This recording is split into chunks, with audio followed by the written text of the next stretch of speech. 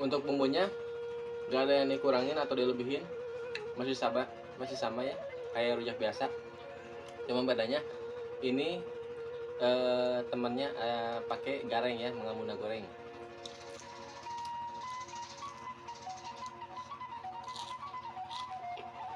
Hmm. Hmm. Asamnya itu masih ada guys. Cuman bedanya kalau mentahan sebelum digoreng itu si asamnya itu kerasa banget. Beda sama yang udah digoreng.